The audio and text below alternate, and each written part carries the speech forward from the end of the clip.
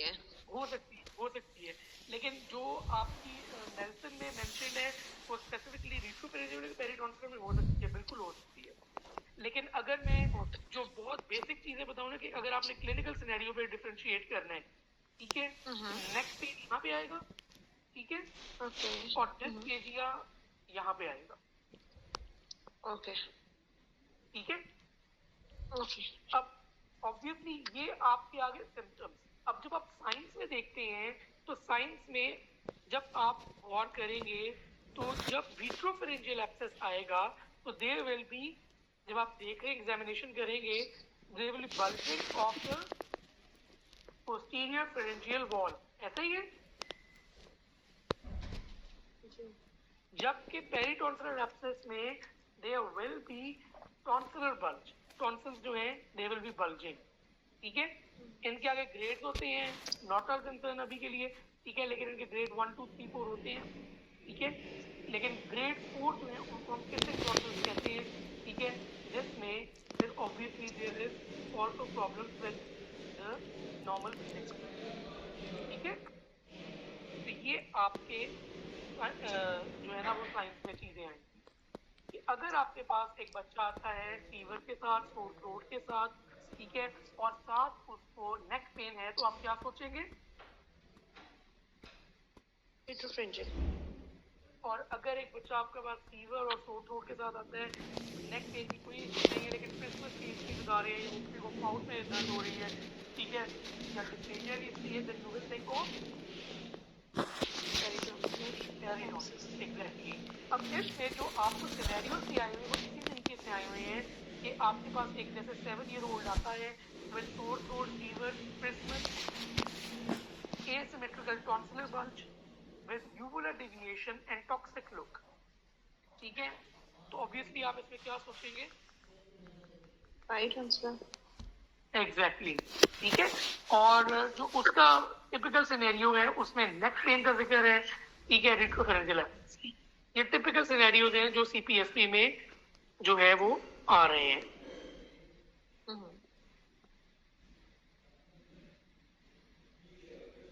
अगली बात जो इसमें इंपॉर्टेंट है, ठीक है, वो ये आ जाती है कि इटियोलॉजी जहां तक बात करें तो the most common aetiological factor दोनों में that is group A Streptococcus है।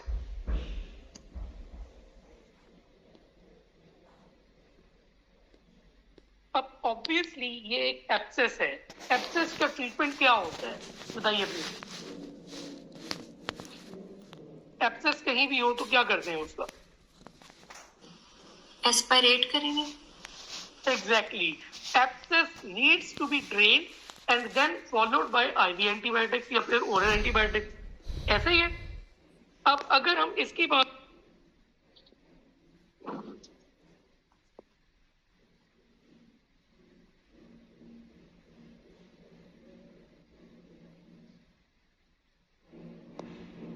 इसमें अगर आप देखें, ठीक है, तो सबसे पहले अगर मैं रिट्रोफेरेंजियल एब्सेस की बात करता हूं तो इसका ट्रीटमेंट भी ऐसे ही है कि आपने इंसिजन देनी है, ड्रेनेज करनी है, आईएनडी किया, कल्चर के लिए भेजा, सीटी नेक किया, ठीक है। और जो पेरिटॉन्सिलर है उसका भी ऐसे ही है कि आपने नीडल एस्पिरेशन और सीएस के लिए भेज दिया। ट्रीटमेंट ऑब्वियसली दोनों के केस में यही है कि आपने ड्रेन किया और एंटीबायोटिक्स दी। अब इसमें कुछ चीजें जो आपको पता होनी चाहिए जो बहुत इंपॉर्टेंट है, ठीक है, वो मैं आगे मेंशन करने लगा हूं।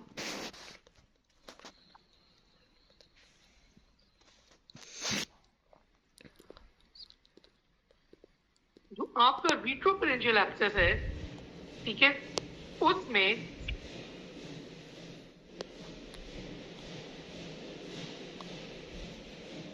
रिट्रोफेरेंजियल एब्सेस में आप ऑब्वियसली आईवी एंटीबायोटिक्स देते हैं।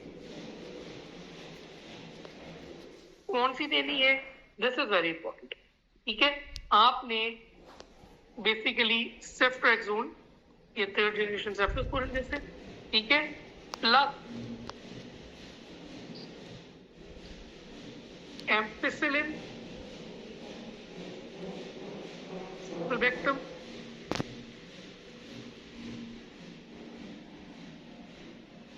और क्लिंडामाइसिन, मतलब कि डबल रिजीम के साथ आप जाएंगे। क्लियर है? इसके साथ जी। आईवी एंटीबायोटिक्स के साथ obviously you will need surgical drainage,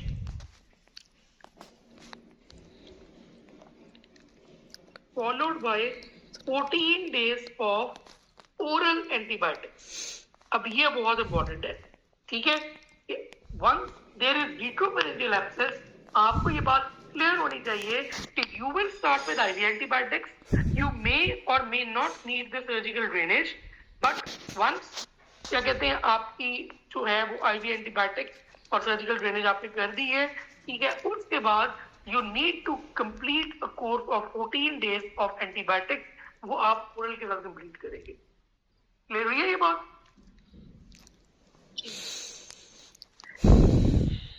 एक तो ये बात बताने चाहिए। दूसरी चीज ये है, अगर एक बच्चा आपने उसको ओरल आईवी एंटीबायोटिक्स शुरू करवाई है but the patient is not recovering और वो इल अभी भी लग रहा है, सिक लुकिंग है, then you will have to add vanco या लिंजोलिड। अगर वो 48 आवर्स में इंप्रूव नहीं कर, ये बात क्लियर हुई है?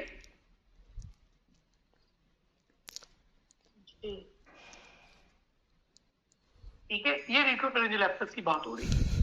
अब अगर मैं पेरिटोन्सिलर एब्सेस की बात करता हूँ, ठीक है, तो पेरिटोन्सिलर एब्सेस में तो सिंपल आपने आईएनडी की, ठीक है, उसके बाद आपने उसको आईवी एंटीबायोटिक्स दी, एंटीबायोटिक्स आईवी यही वाली है, ठीक है, और साथ आपने टॉन्सिलेक्टमी भी करनी है। अब जो आपका पेरिटोन्सिलर एब्सेस है उसमें आपको टॉन्सिलेक्टमी की इंडिकेशंस पता होनी चाहिए कि आप टॉन्सिलेक्टमी कब करें, ठीक है? उसमें अगर तो फेलियर टू इम्प्रूव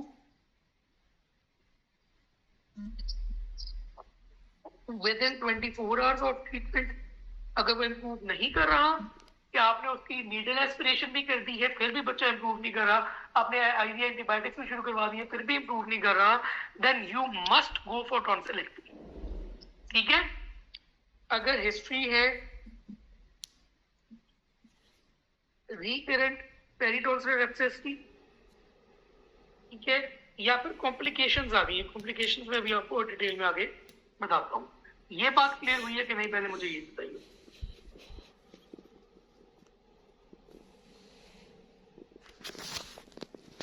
इसमें पॉइंट ये है कि इसमें 24 आवर्स आपने बताया कि अगर इम्प्रूव नहीं होता, ऐसे ही है कि अगर आप 24 आवर्स ऑफ एंटीबायोटिक थेरेपी आपने दी है और नीडल एस्पिरेशन जो है क्या कहते हैं वो की है, उसके बावजूद, ठीक है, बच्चा जो है वो इम्प्रूव नहीं कर रहा, ठीक है, तो पेरिटोन्सिलर एब्सेस के केस में you will go for tonsillectomy. Even ये फर्स्ट टाइम प्रेजेंट किया है हमारे पास, तब भी ये एग्जैक्टली यही चीज लिखी हुई है आपकी नेल्सन में कि आपने प्रोसीड करना है टॉन्सिलेक्टमी के लिए। अब टॉन्सिलेक्टमी की इंडिकेशंस में एक पेरिटोन्सिलर एब्सेस के मामले में ये है, लेकिन अगर टॉन्सिलाइटिस के बारे में गए ना तो डिफरेंट इंडिकेशंस हैं, वो मैं आपको आगे जाके बताऊंगा। एग्जैक्टली वही मैं देख रही कि उसका तो पूरे ईयर के अंदर आपके डिफरेंट एडमिशंस हो, 24 आई थिंक कुछ टाइप के। मैं इधर ही बता देता हूँ, वो अभी आपको याद हो जाएगी, मिक्स ना करें बस, ये मेक श्योर कर ले, मिक्स ना कीजिएगा बस, ठीक है? वो ये है, उसके लिए सिंपल आपने एक निमोनिक याद रखना है 753, सिंपल ये निमोनिक है। 753 का क्या मतलब है? मोर देन 7 टाइम्स अगर एक बच्चे को टॉन्सिलाइटिस हुआ है विद इन 1 ईयर, ठीक है, या फिर जी 5 टाइम्स उसको टॉन्सिलाइटिस हुआ है एवरी ईयर फॉर 2 years, या फिर 3 टाइम्स उसको टॉन्सिलाइटिस हुआ है ईच ईयर फॉर 3 years, तो ये टॉन्सिलेक्टमी की इंडिकेशन। इस इंडिकेशन का कोई ताल्लुक पेरिटोन्सिलर एब्सेस वाली टॉन्सिलेक्टमी की इंडिकेशन से नहीं है, ये बात क्लियर समझनी है। ओके, क्लियर होगी बात? जी जी सर, इसको दोबारा रिपीट कर दें प्लीज। पेरिटोन्सिल एब्सेस के ट्रीटमेंट में आपको ये पता होना चाहिए कि आप ऑब्वियसली आईवी एंटीबायोटिक्स देंगे, आप नीडल एस्पिरेशन करेंगे, लेकिन उसमें आपको ये पता होना चाहिए कि आपने टॉन्सिलेक्टमी की तरफ का प्रोसीड करना है। अगर आपने एंटीबायोटिक्स शुरू करवा दी है, ठीक है, और विद इन 24 आवर जो बच्चा है वो इम्प्रूव नहीं कर रहा, even after needle aspiration, then you will proceed towards tonsillectomy. अगर उसको रिकरेंट पेरिटोन्सिल एब्सेस की जो है ना हिस्ट्री है, तब भी आप टॉन्सिलेक्टमी की तरफ जाएंगे। अगर कोई कॉम्प्लिकेशंस डेवलप करता है पेरिटोन्सिल एब्सेस की, तब भी आप जो है ना वो टॉन्सिलेक्टमी की तरफ जाएंगे। ये जो दूसरी इंडिकेशंस हैं जो 753 मैंने आपको बताई हैं, these are simple indication of tonsillectomy not related to peritonsillar abscess। लेकिन ये भी आपको पता होनी चाहिए अलग से कि अगर एक बच्चे को सिंपल टॉन्सिलाइटिस होता है 7 times in 1 year, तब भी टॉन्सिलेक्टमी करनी होती है। अगर एक बच्चे को 5 times टॉन्सिलाइटिस होता है एवरी ईयर फॉर 2 years, तब भी आपने टॉन्सिलेक्टमी करनी होती है। अगर एक बच्चे को टॉन्सिलाइटिस होता है 3 times every year for consecutive 3 years, तब भी आपने टॉन्सिलेक्टमी। क्लियर?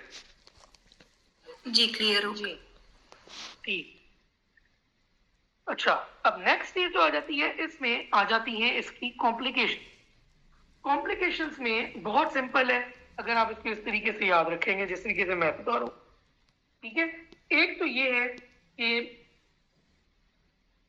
जो दोनों की कॉमन है ना, वो यही है कि अगर ये एब्सेस रप्चर होता है या ये एब्सेस रप्चर होता है, obviously the ruptured abscess will go through the trachea into the lungs to ultimately aspiration pneumonia cause करवा देगा। ये तो समझ लग रही है ना?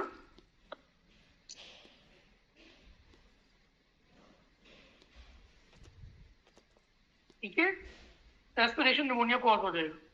ठीक है, एक तो कॉम्प्लिकेशन दोनों की कॉमन यही कॉम्प्लिकेशन है। इसके अलावा जो रिट्रोफेरेंजियल एब्सेस है ये वाला, इसकी कॉम्प्लिकेशन ज्यादा है। इसके अलावा it can lead to upper airway obstruction. देखिए यहाँ पे अगर फैलेगा, ठीक है, तो यहाँ से कट ऑफ कर देगा, ठीक है, तो अपर एयरवे ऑब्स्ट्रक्शन हो जाएगी, number 1। Number 2, it can basically lead to thrombophlebitis of internal jugular vein. ठीक है, और तीसरी जो चीज है दैट इज लेमियरी डिजीज, वो भी मैं आपको भी डिटेल में पढ़ाता हूँ। 1 मिनट देखो, लिखी थी लेमियरी।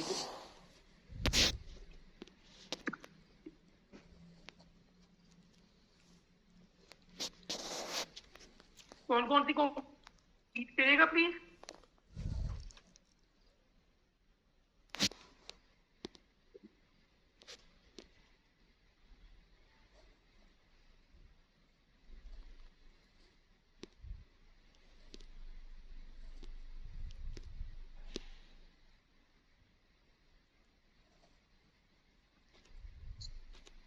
Anyone willing to repeat, please?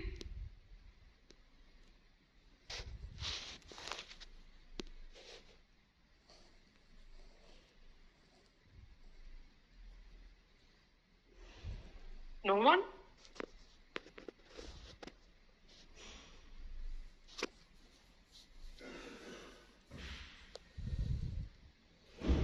देखिए, एस्पिरेशन निमोनिया दोनों की कॉमन कॉम्प्लिकेशन है। इसके अलावा जो रिट्रोफेरेंजियल एब्सेस की कॉम्प्लिकेशंस हैं वो 4 है जो आपने ध्यान में रखी हैं। एक है अपर एयरवे ऑब्स्ट्रक्शन, एक है इसकी thrombophlebitis of internal jugular vein, ठीक है। नंबर 3 आ जाती है एक्सटेंशन इनटू द मीडियस्टाइनम, और नंबर 4 है लेमियरी डिजीज, तो ये मैं अभी आपको डिटेल में डिस्कस करने लगा। लेमियरी डिजीज बेसिकली क्या चीज है? अब लेमियरी डिजीज बेसिकली इन्फेक्शन है पैराफेरेंजियल स्पेस की। ये आप देख सकते हैं कि बेसिकली जब पेरेंट्स के इर्द गिर्द कहीं पे भी इंफेक्शन होगी, चाहे वो फेरेंजाइटिस हो, टॉन्सिलाइटिस हो, पेरिटॉन्सिलर एब्सेस में भी हो सकती है, लेकिन नेल्सन में जो है ना, this is basically written in relation with retropharyngeal abscess. ठीक है, तो अल्टीमेटली इंफेक्शन फैलती है फ्रॉम द ओरोफेरिंग्स, ठीक है, और ओरोफेरिंग से इन्फेक्शन फैलती फैलती सेप्टिक थ्रोम्बोफ्लेबाइटिस होता है इंटरनल जगुलर वेन का, जो मैंने आपको अभी बताया, ठीक है। इंटरनल जगुलर वेन जो है उसका सेप्टिक थ्रोम्बोफ्लेबाइटिस होता है। सेप्टिक थ्रोम्बोफ्लेबाइटिस होता है तो उसकी वजह से अल्टीमेटली एब्सेसेस बन जाते हैं जो एम्बोलिज्म कॉज करवाते हैं in the lung, in the liver and in the endocardium.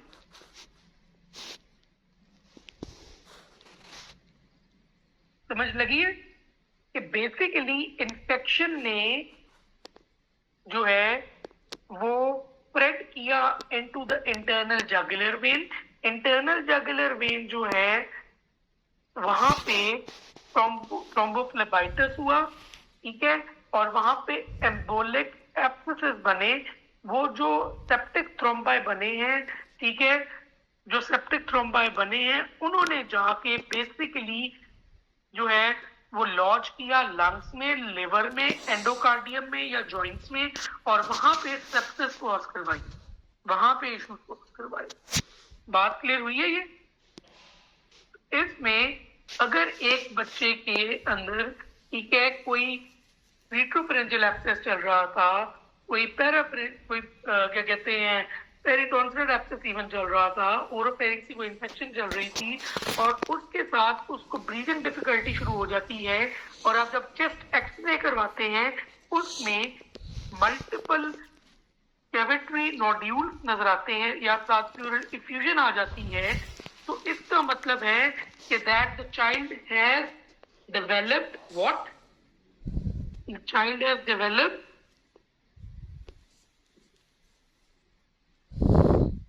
लेमियरे disease. Clear हो गई है जी? कोई कंफ्यूजन इसमें? ये बहुत ये टॉपिक है, ये बहुत पूछी जाती है चीज।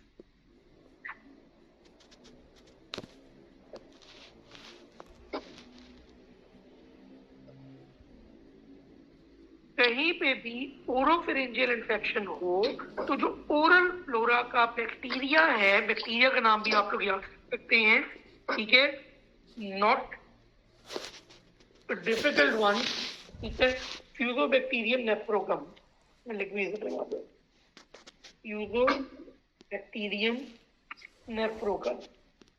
ये बैक्टीरिया बेसिकली मेजर कॉज है लेमियरे डिजीज से वैसे, ठीक है, जिसकी वजह से इंटरनल जगुलर वेन में जब जो क्या कहते हैं इन्फेक्शन स्प्रेड करती है तो वहां पे बेसिकली जो है प्लेटलेट एग्रीगेशन होती है, सेप्टिक थ्रोम्बस बनता है। सेप्टिक थ्रोम्बस जो है वो डिसलॉज होते हैं वहां से और जाते हैं लंग्स में, लिवर में, एंडोकार्डियम में, जॉइंट्स में।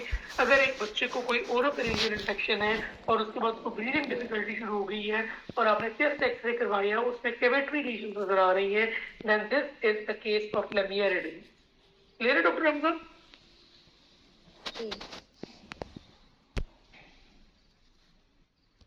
ठीक है, तो ये थी आपकी in detail retropharyngeal abscess and peritonsillar, ठीक है। इसमें आपको इसका ये पता होना चाहिए कि लेमियरे डिजीज क्या है, आपको ये पता होना चाहिए कि इसके साइन सिम्टम्स में फर्क कैसे करना है, आपको ये पता होना चाहिए कि इसकी ट्रीटमेंट कैसे होती है, ठीक है, इसके साइंस जो है टिपिकल कैसे आपने पिक करने हैं। अगर ये 5 चीजें आपको पता है then you are done with this topic. Repeat करना है तो मैं कर देता हूँ, वरना मुझे बता दीजिए, मैं फिर नेक्स्ट टॉपिक की तरफ चलूंगी।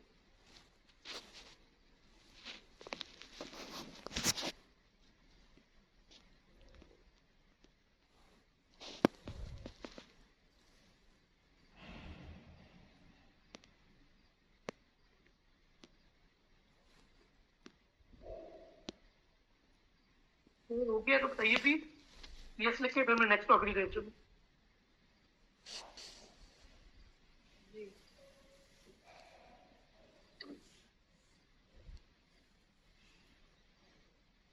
ठीक है,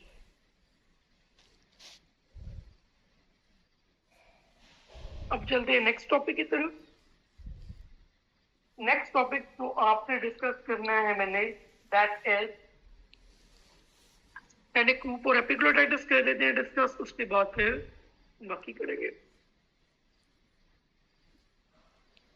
लेरिंगोमलेशियस की बात कर लेंगे। अच्छा, अब क्रूप और एपिग्लोटाइटिस की बात करते हैं। एक तो आपको ये पता होना चाहिए कि क्रूप जो है ना, क्रूप क्या चीज है? क्रूप इज लेरिंगोट्रेकियोब्रोंकाइटिस, यानी कि लेरिंग्स की, ट्रेकिया की और ब्रोंकाई की इन्फ्लेमेशन। ठीक है, लेरिंग्स की, ट्रेकिया की और ब्रोंकाई की इन्फ्लेमेशन। और एपिग्लोटाइटिस क्या है? एपिग्लोटिस की इन्फ्लेमेशन। क्रूप जो है वो एक लार्जर स्केल पे है, ठीक है, और वो नीचे की तरफ इन्फ्लेमेशन है। एपिग्लोटिस ऊपर होती है और एपिग्लोटाइटिस एपिग्लोटिस की इन्फ्लेमेशन है। एक तो ये बात क्लियर होगी। दूसरी बात इसमें आपको पता होनी चाहिए, पहले मैं आपको इसको ओवरव्यू दूंगा, उसके बाद मैं आगे डिटेल में जाऊंगा इन दोनों की। जो एपिग्लोटाइटिस होता है वो ज्यादा खतरनाक, ज्यादा टॉक्सिक, ज्यादा डेंजरस होता है, क्योंकि एपिग्लोटिस ऊपर है और ऊपर से वो एयरवे, अगर एपिग्लोटिस जो है वो इन्फ्लेम हो जाए, आपका एयरवे क्लोज हो जाता है, जिसकी वजह से बच्चा सांस नहीं ले सकता। Epiglottitis is more dangerous and the child is more toxic in epiglottitis.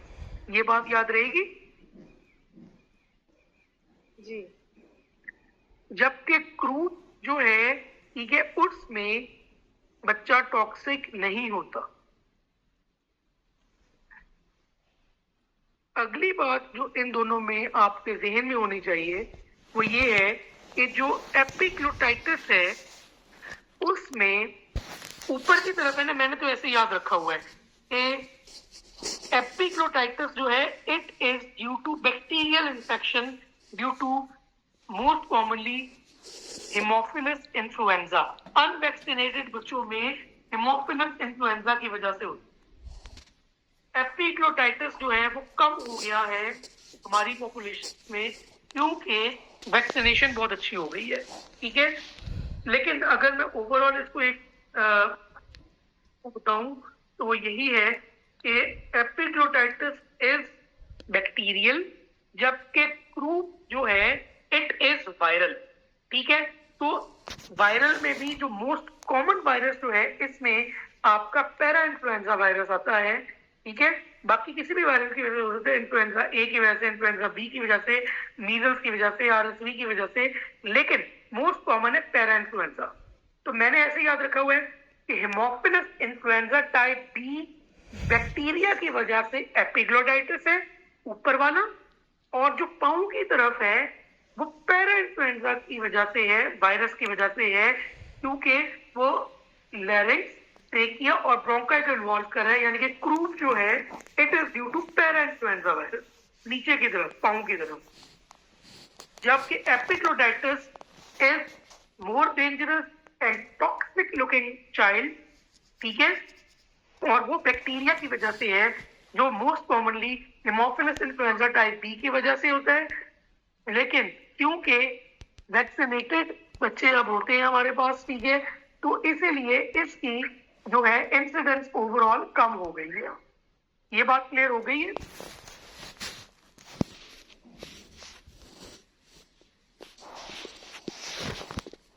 जी ठीक है, अब आगे चलते हैं। अब आगे डिटेल में, क्योंकि मेजर चीज जो इसमें कम्युनिकेट करने वाली थी वो यही थी, आगे आसान है चीज। अब प्रूफ की बात करेंगे। पहले प्रूफ में बेसिकली आपको मैंने बताया लरिंगो ट्रेकियो ब्रोंकाइटिस होता ये है अल्टीमेटली कि प्रूफ में जो आपकी ल्यूमन है वो छोटी रह जाती है क्योंकि इन्फ्लेमेशन होती है due to virus. Virus parainfluenza भी हो सकता है, most common is parainfluenza virus 75% cases में। बाकी influenza A, influenza B, RSV और मीजल्स भी हो सकता है। ठीक है, और ऑब्वियसली क्योंकि ये वायरल की वजह से है तो it is mostly in late fall या विंटर में, ठीक है। और अगर एक बच्चे को एस्थमा है, एलर्जीज है या गर्ड है तो इसकी क्रू की इंसिडेंस बढ़ जाती है, ठीक है।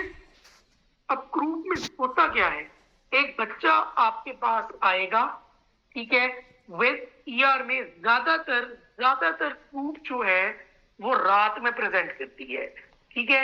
एक बच्चा आपके पास आता है, ठीक है, 5 साल से छोटा होता है, ज्यादातर 2 या 3 साल का बच्चा होता है, ठीक है, जिसमें उसको पहले, ठीक है, mild upper respiratory tract infection होती है, ठीक है, यानी कि वो वायरल प्रोड्रोम उसका आपको वो बताते हैं कि जी इसकी नाक बह रही थी, इसको माइल्ड सी कफ थी, और अब रात को एकदम इसको क्या कहते हैं कफ शुरू हुई है, और कफ किस तरीके की शुरू हुई है जिसको हम कहते हैं बार्किंग कफ, ठीक है, जिसको हम कहते हैं, मैं लिख भी देता हूँ यहाँ पे, एक बच्चा आपके पास आएगा विथ द फॉलोइंग थिंग, ठीक है, वो आपके पास आ सकता है कफ के साथ, आपके साथ आ सकता है स्ट्राइडर के पास। कफ जो है उसकी बहुत इंपॉर्टेंट है कि आपको ये पता हो कि किस तरीके की कफ है, ठीक है। कफ जो है वो बार्किंग कफ होती है, या इसको हम लोग सील बाक भी कहते हैं, सील बाक, ठीक है। और कफ जो है वो ज्यादातर एट नाइट टाइम शुरू होती है, ठीक है, साथ स्ट्राइडर होती है, होर्सनेस होती है, ठीक है। हिस्ट्री उसको देंगे अपर रेस्पिरेटरी ट्रैक्ट इन्फेक्शन की पहले, ठीक है, जो वायरल होगी, ठीक है, हो सकता है history of upper respiratory tract infection हो इन पेरेंट्स या फैमिली, ठीक है, जहां से उसने कैच की होगी, ठीक है। और जब आप एग्जामिन करेंगे उसमें भी आपको वॉइस फोर्स उसकी सुनेगी, कोराइजा होगा, कफ होगा या माइल्ड फीवर होगा, ठीक है। और एक और जो इसका क्लासिक जो सिनेरियो होता है वो इस तरीके से आपके पास एक बच्चा आता है ईआर में, ठीक है, कफ के साथ, स्ट्राइडर के साथ, रेस्ट पे, फीवर के साथ, और वो बेसिकली सोया होता है और कफ के साथ ही रात को उठता है, wakes up at night with cough. तो ये टिपिकल सिनेरियो है आपका क्रूप का सिनेरियो आपका समझ लग गया किस तरीके से आएगा।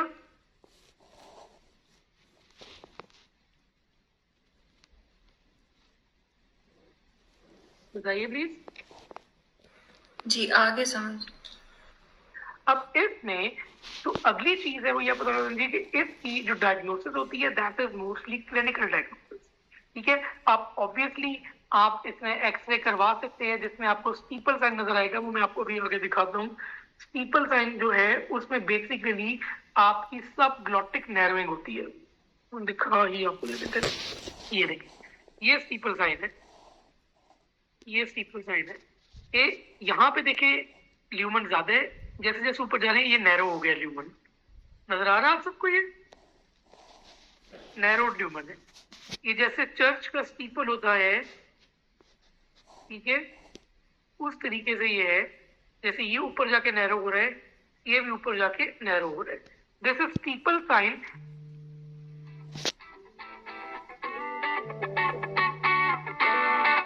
And steeple sign is visible in chest X-ray neck, ठीक है, जो आप एपी लेटरल व्यू करवाते हैं, एपी व्यू करवाते हैं, सॉरी, जो आप एपी व्यू करवाते हैं उसमें आपको ये विजिबल होता है, ठीक है। जबकि एपिग्लोटाइटिस में जो आप साइन देख रहे होते हैं दैट इज थंब साइन, जब आप साइड से देखते हैं एक्सरे नेक करवाते हैं लेटरली, ठीक है, तो आपको ये थंब साइन नजर आता है, ये भी आगे जाके डिस्कस करेंगे। ये इधर आपको इसलिए मैं दिखाऊंगा जब ये पता हो, ठीक है। तो बेसिकली आपके पास अगर एक बच्चा इन सिम्टम्स के साथ आता है, ठीक है, if wakes up at night with cough, barking cough होगी, ठीक है, सील्स भाग जाती है, ब्रासी कफ होगी, ठीक है, पहले वो बिल्कुल ठीक था, माइल्ड उसकी मस्कुराइजा था, पेरेंट्स में अपर रेस्पिरेटरी ट्रैक्ट इन्फेक्शन की हिस्ट्री थी या उसको खुद थी, ठीक है, और अब जो है वो एकदम रात को डर के उठा उस कफ की वजह से, देन दिस इज प्रूफ, ठीक है।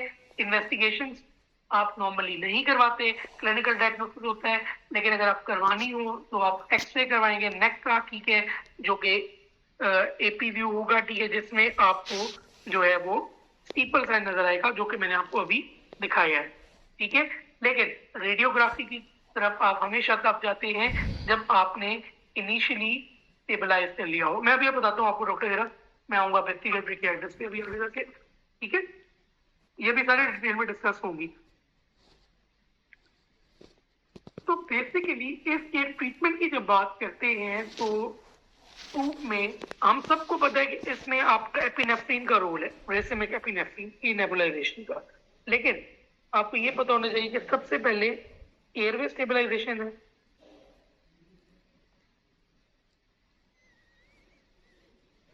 ठीक है। नंबर 2 आपने एपिनेफ्रिन से, रेसिमिक एपिनेफ्रिन से नेबुलाइज करवाना है, ठीक है। लेकिन इसमें इंपॉर्टेंट ये है कि अगर एक बच्चे को टैकीकार्डिया है, ठीक है, तो उस केस में फिर आपने बहुत ज्यादा रहना वो केयरफुली उसको नेबुलाइज करवाना है, क्योंकि इससे टैकीकार्डिया इंक्रीज होता है, ठीक है। अब एयर स्टेबलाइजेशन में एक चीज बताना भूल गया, अगर एक बच्चा हाइपोक्सिक है, साइनोटिक है या पेल है, तो उस केस में हो सकता है कि आपको एयरवे स्टेबलाइजेशन करनी पड़े, ठीक है। हाइपोक्सिक, पेल या साइनोटिक, ठीक है, आपने उसके नेबुलाइज करवाया। इसके